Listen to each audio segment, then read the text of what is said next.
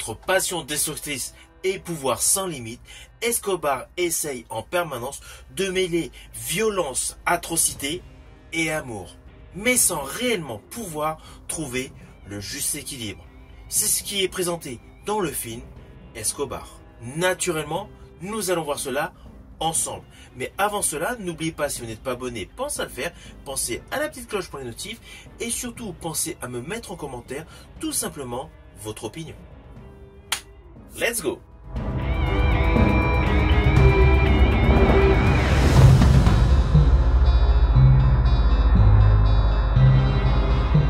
Alors tout d'abord, fiche technique de ce film Escobar, qui dans sa version originale a pour titre Loving Pablo. C'est un film qui est sorti en 2017 et il dure un peu plus de 2 heures. Et il met en vedette principale Javier Bardem. Mais en fait, Penélope Cruz a un rôle extrêmement important dans ce film, réalisé par Fernando León de Aranoa, avec l'histoire suivante.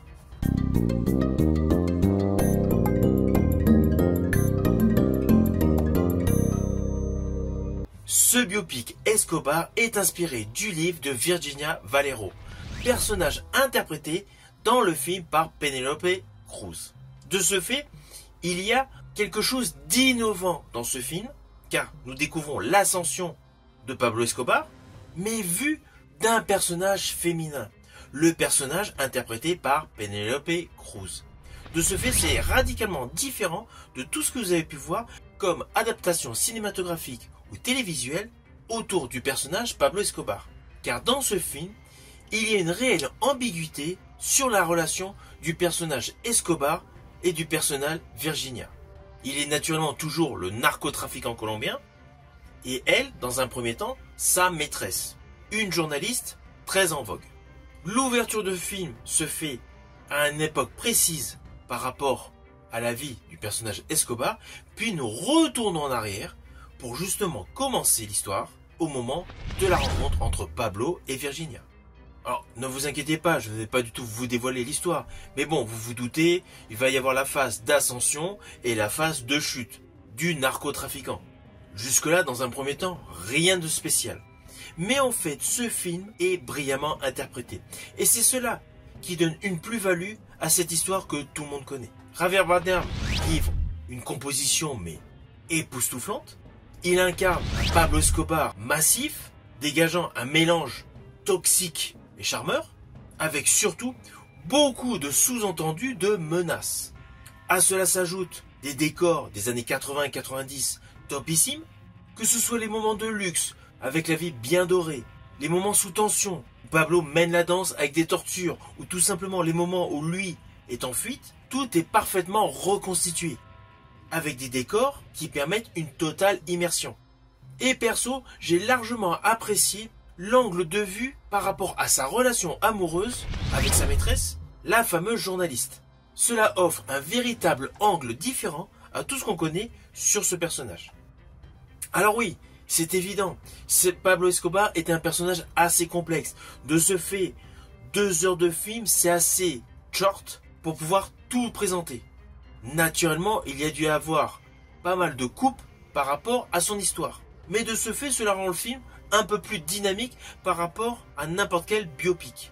Ceci dit, ce personnage Pablo Escobar qu'on a l'habitude de découvrir en véritable génie du trafic, apparaît dans ce film comme un homme rongé par la peur, la paranoïa et naturellement la trahison, car autour de lui, forcément, il y a des traîtres. Car on a l'habitude de le découvrir, ce personnage, avec une élévation sociale, le désir de tout acquérir. Surtout, tout ce qui ne lui appartient pas. Mais parallèlement, il y a une sorte d'image de Robin des Bois qui se greffe sur Pablo Escobar, avec justement tout ce qu'il fait pour sa communauté, pour les pauvres de son pays, pour émerger de la misère. Dans ce film, vous allez voir la facette de l'homme du peuple, naturellement de l'homme extrêmement violent qui dirige tout son entourage d'une poigne de fer, et parallèlement ses doutes et ses angoisses liées à sa vie affective. Alors tout ce qui est qualité photo, décor naturel et jeu d'acteur, dans ce film, tout est impeccable. On va pas se mentir. Le film n'a pas forcément rencontré un succès monstre, pourtant il est parfaitement construit. Il fait partie de ces biopics on apprend sans être matraqué par des photos documentées ou des vieux reportages télévisuels replacés ici et là. Alors oui, il y en a quelques-uns. Il y a quelques faits historiques sur les narcotrafiquants qui sont présentés au fur et à mesure de l'avancée du film. Mais ce n'est pas abusif. C'est fait par parcimonie, de manière à tout simplement vous permettre de suivre cette histoire à votre rythme. Et sur sa globalité, ce film espagnol, j'estime, rivalise pleinement avec des biopics made in Hollywood.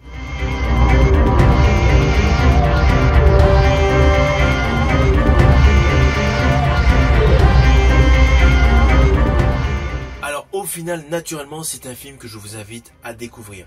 Mais ne vous attendez surtout pas à un documentaire. Ce film est davantage exhaustif.